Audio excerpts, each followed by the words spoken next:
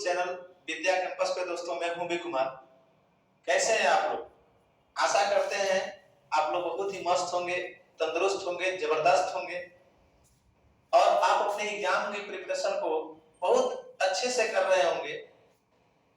तो दोस्तों आज का जो टॉपिक है आप लोग के सामने दिख रहा होगा थंबनेल पे, एन एपिटाफ।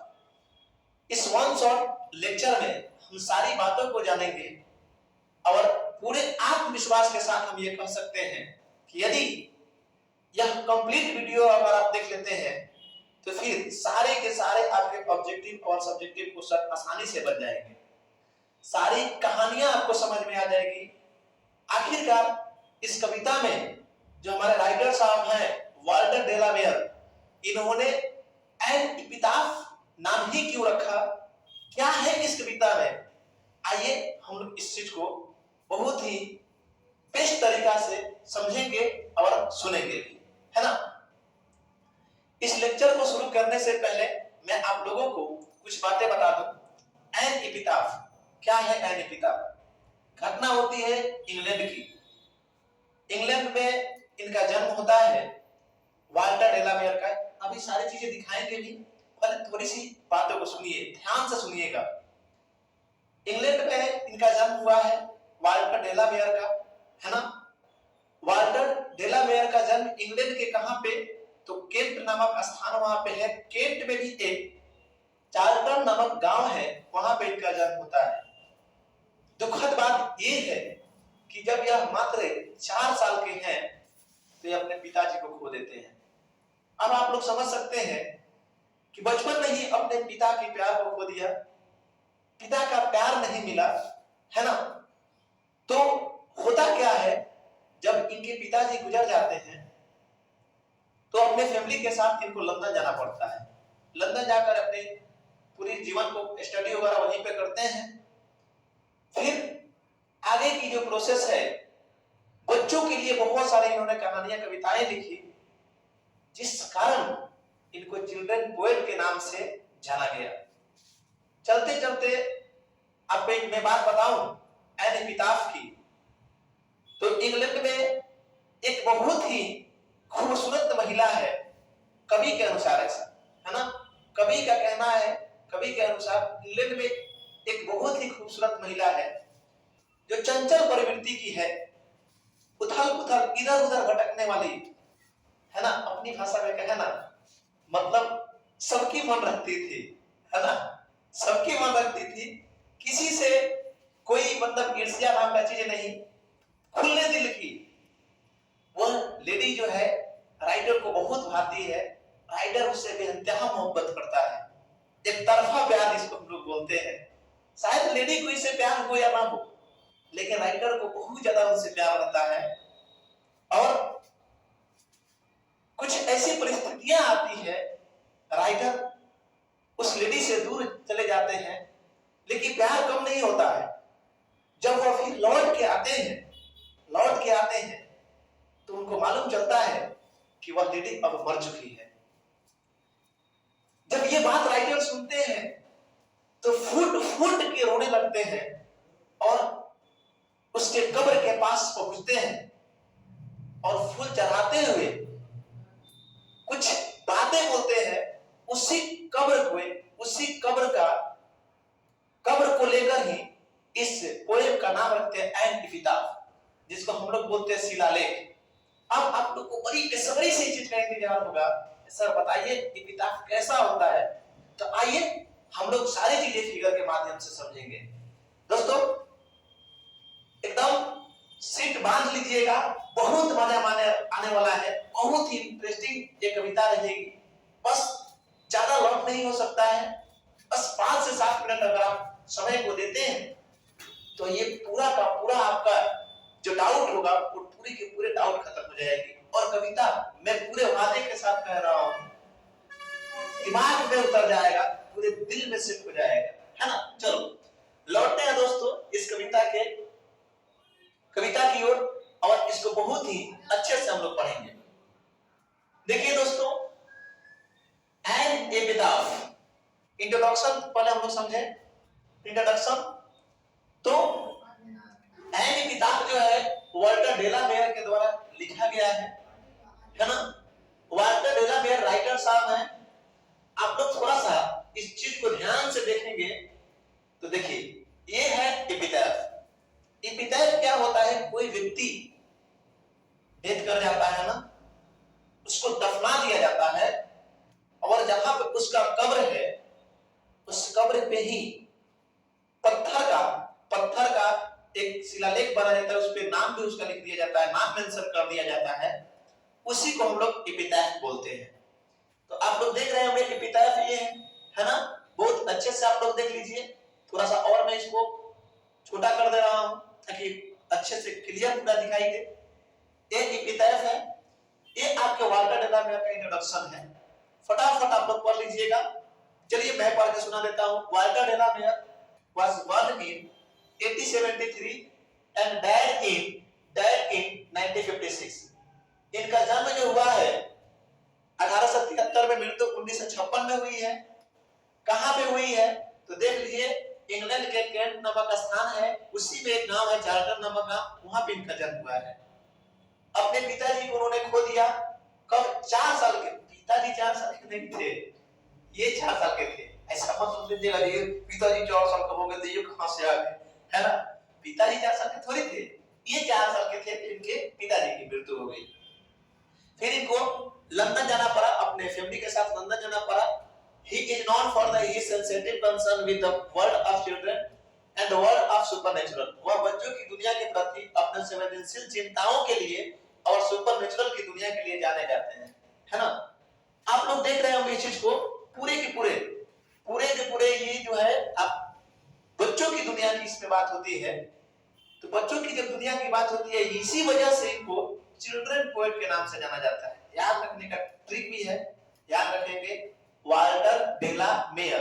तो वाल्टर को वाल्टर याद रख लीजिएगा, डेला को ढेला याद रख लीजिएगा, मेयर को मारे याद रख लीजिएगा। क्या जाता है? वाल्टर पानी, ढेला डेला, है ना, मारे। मेयर है तो मारे, पानी में ढेला मारे। कौन पानी में ढेला कौन मारता है? छुटकू बच्चा सब मारता है ना, छुटकू बच्चा सब मारता है, पानी में ढेला मारे। वाल्टर डेलामेयर, बात समझ पाए? तो इनको चिल्ड्रन पोएट के भी नाम से जाना जाता है ना।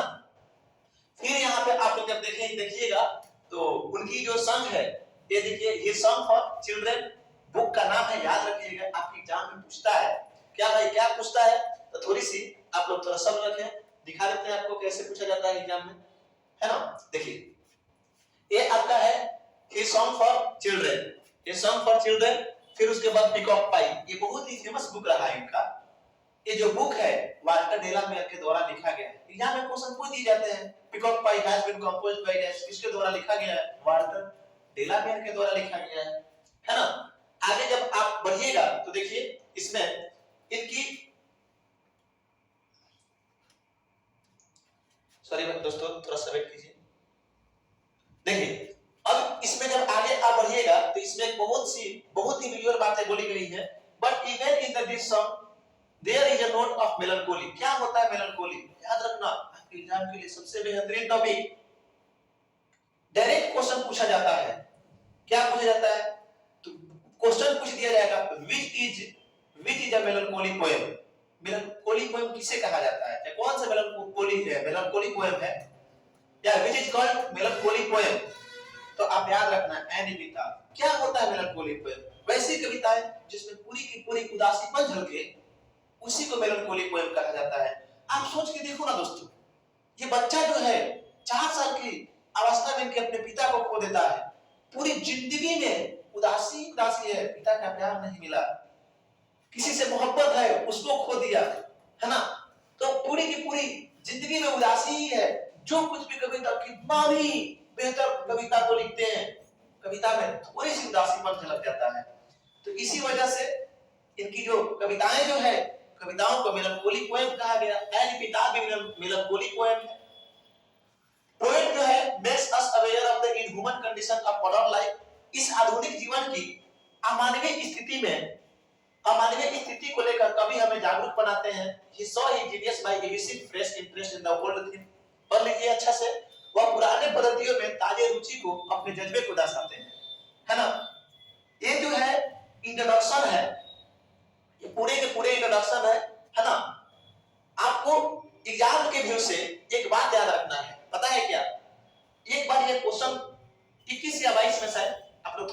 लीजिएगा, मुझे पूरा कंफर्म याद नहीं आ रहा है, लेकिन पूछा गया है।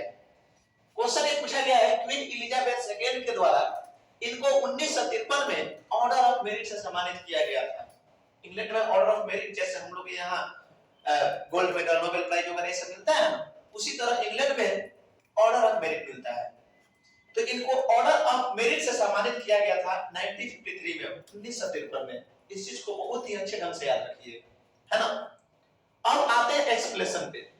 एक्सप्लेनेशन में देखिए क्या है, कभी जब लौटते हैं तो इनको मालूम चलता है कि जिस लेडी से इनको बेइंतहा मोहब्बत है, बहुत ज्यादा प्यार है, इन्होंने उस लेडी को भी खो दिया। फुट फुट के कभी रोने लगते हैं और उसके कब्र के पास पहुंचते हैं। आप लोग इस फिगर में देखिए कैसे रो रहा है बेचारा, फूल चढ़ाते हुए। और बोलता क्या है, कभी क्या बोलता है, इस चीज को थोड़ी सी आप लोग देखिए।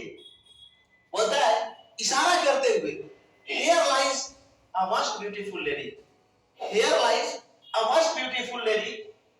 कब्र की ओर इशारा करते हुए बोलते हैं यहाँ एक सुंदर महिला लेटी हुई है, यहाँ एक सुंदर महिला लेटी हुई है। लाइट ऑफ द स्टेप, उस महिला को ही बोलते हैं light of the step. And heart was she, जो एक चंचल प्रवृत्ति की थी, यानी इधर उधर भटकने वाली थी, मोची थी, कभी बागों में, कभी पगडंडियों पे, कभी नदियों पे, इधर उधर हमेशा भटकती रहती थी। बहुत प्यार करते थे, कभी उसकी सुंदरता के पीछे पागलपन, इनको पागल थी। इतनी खूबसूरत महिला है, कवि के अनुसार उस सुंदरता के पीछे ये पागल है। वो लेडी डेथ कर चुकी है, रो रहे हैं, कभी रो रहा और बोलता है हियर मच अपिस्टियर, here lie a most beautiful lady, यहाँ एक खूबसूरत लेडी जो है लेटी हुई है। फिर उसके बाद बोल रहे हैं light of the step and heart was she, जो चंचल प्रवृत्ति की है, इधर उधर भटकने वाली है। I think she was the most beautiful lady, मेरे हिसाब से, यानी कवि के हिसाब से। जरा देखो यार, देख लो, है ना। बोल रहे हैं I think she was the most beautiful lady, वह इतनी खूबसूरत महिला थी, इतनी खूबसूरत महिला थी कि शायद उसके जैसा पूरे वेस्ट कंट्री में कोई नहीं था। I think she was the most beautiful lady that ever was in the West country. मेरे हिसाब से, यानी कवि के हिसाब से, वो इतनी खूबसूरत महिला थी कि उनके जैसा पूरे पश्चिमी देश में कोई नहीं था।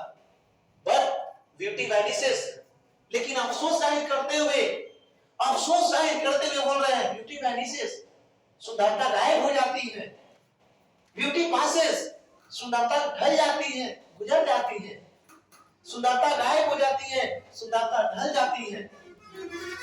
फिर how rare it be and where I crumble, who will remember this lady of the West country? कवि अंत में बोलता है कितना दुर्लभ बात है, कितनी अफसोस की बात है कि जब मैं मर जाऊंगा तो इस वेस्ट कंट्री, इस खूबसूरत महिला को कौन याद करेगा। आज मैं हूं तो इस महिला को याद कर रहा हूं, लेकिन जब मैं मर जाऊंगा तो इस महिला को कौन याद करेगा। दोस्तों, इसी वजह से कहा गया है कि this world remember for your quality not a quantity. ये दुनिया जो है आपकी गुणवत्ता से याद करती है, ना कि सुंदरता से। आपके अंदर गुणवत्ता है ना, तो पूरे इतिहास में आपको याद किया जाएगा। लेकिन आपके अंदर गुणवत्ता नहीं, केवल सुंदरता है ना, तो वो क्षण समयों के लिए आपको याद रखा जाएगा, बाद में आपको भूल जाया जाएगा, बाद में आपको लोग भूल जाएंगे, है ना।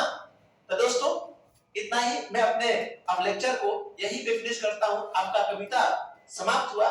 Thanks for my dear students, like and subscribe my channel and share my channel. Okay, अच्छा लगे तो सब्सक्राइब जरूर कीजिएगा, लाइक जरूर कीजिएगा, फैला दीजिए अपने दोस्तों के पास, ताकि वो लोग भी इस कविता का मजा लें और अच्छे से समझ पाए। आपके एग्जाम के लिए इस बार मैं बोल रहा हूं, इस बार ये समरी भी आने वाला है, बहुत ही मोस्ट इंपोर्टेंट चिपटा रहा है।